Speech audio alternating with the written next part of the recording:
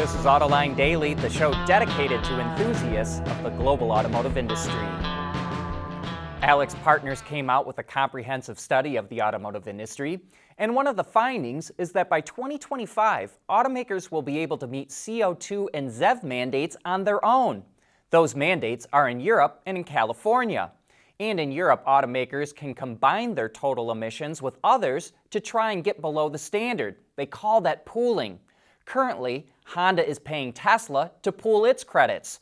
Ford is pooling with Volvo. Toyota is pooling with Mazda. VW is pooling with SAIC, Geely, AI Waze, and NextEgo. But Stellantis already announced it no longer needs to pool with Tesla. And as traditional OEMs come out with more BEVs, they will be able to meet these standards on their own. We've shown how fuel cells can be used to power everything from cars to boats, and now we can add trains to the list. GM and Wabtec signed a memorandum of understanding to develop fuel cell systems for locomotives using GM's Ultium batteries and its Hydrotech fuel cell cubes.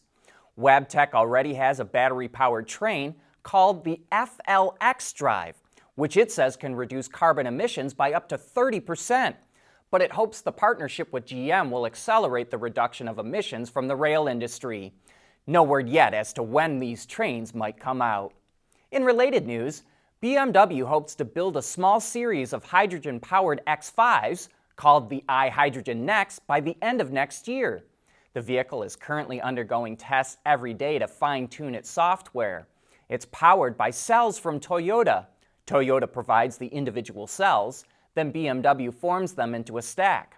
BMW also developed the rest of the drive system, which combines 2 hydrogen tanks that can hold up to 6 kilograms, a small battery pack, and the same electric motor found in the iX3.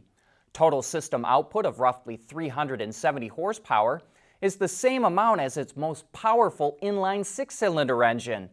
The small batch of vehicles scheduled for next year will be used in broader field tests. Lincoln announced it's accelerating its EV plans and is aiming to electrify its entire lineup by 2030.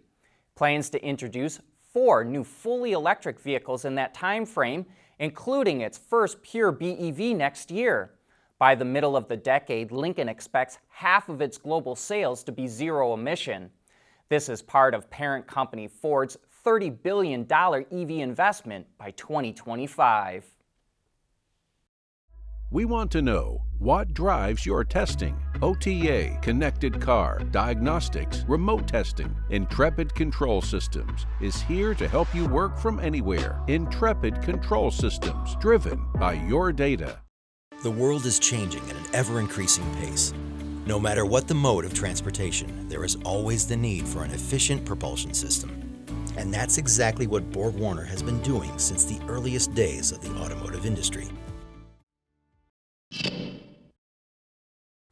Polestar, Volvo's premium electric brand, announced its upcoming Polestar 3 SUV will be manufactured in the U.S. at Volvo's plant in South Carolina starting in early 2023. And as part of its U.S. expansion, Polestar will open 25 retail spaces across the country this year. The Polestar 3 is built on Volvo's next-gen EV platform and will feature connectivity features based on Google's Android Automotive OS infotainment system. That's all we know about the model for now, but more details will be revealed at a later date.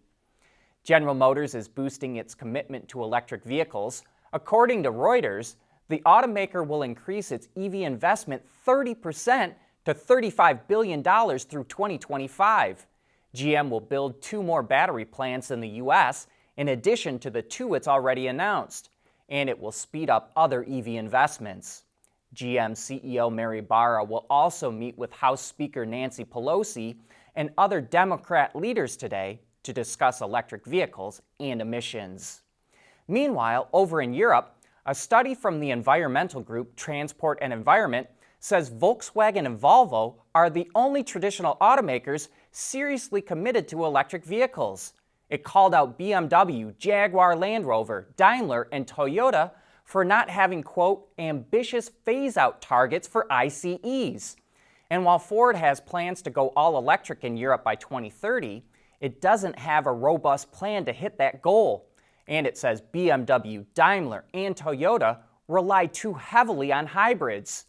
The study says even if automakers hit their targets, BEV sales in 2030 could be 10% lower than needed to meet the EU's Green Deal. The EU is currently targeting a 50% reduction in CO2 emissions by 2030, but Transport and Environment says a 70% decrease is needed in order for Europe to hit its targets. The Porsche 911 GT3 is a wicked fast machine that looks ready to tackle any racetrack. But not all customers want that flashy paint color, huge rear spoiler, and blacked out wheels. So it's expanding the new GT3 lineup with the Touring package, which gives the car a more understated look. Most notably, there's no big wing off the back, but also comes in more subdued paint and larger aluminum wheels. There are a few other minor changes, and we'll provide the link if you'd like to learn more. The Touring package for the 911 GT3 can be ordered right now at no additional charge. And coming up next, John has something to say about the advantages of the franchise dealer network.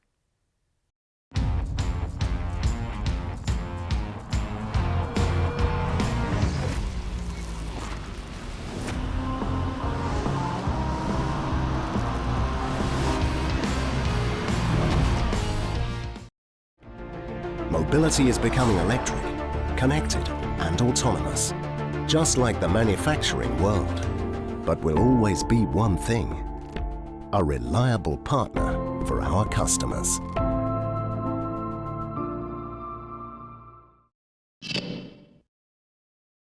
Some people think that franchise dealers are inefficient and outdated, but car dealers could turn out to be a key competitive advantage for traditional automakers. One thing you can say about car dealers: they're everywhere. They're in every community, from New York to California and Montana to Texas. Every dealership has a line of service space to service the cars that they sell, and dealers actually compete against each other, which helps keep prices competitive.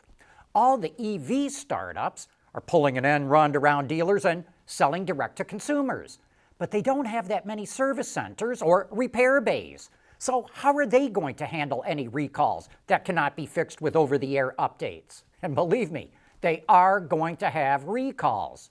And that's why the franchise dealer system could actually turn out to be a real competitive advantage versus selling direct to consumers.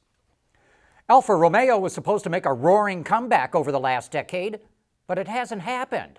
Sales of the Giulia and Stelvio came in far below expectations. So what's next for Alfa Romeo?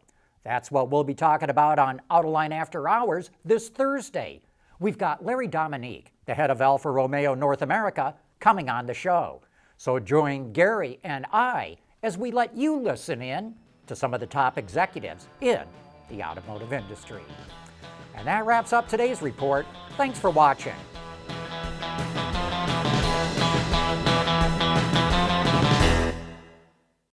Autoline Daily is brought to you by Bridgestone, solutions for your journey. Intrepid Control Systems, over-the-air engineering, boost your game. Borg-Warner, propulsion solutions that support a clean, energy-efficient world. And by Schaeffler, we pioneer motion.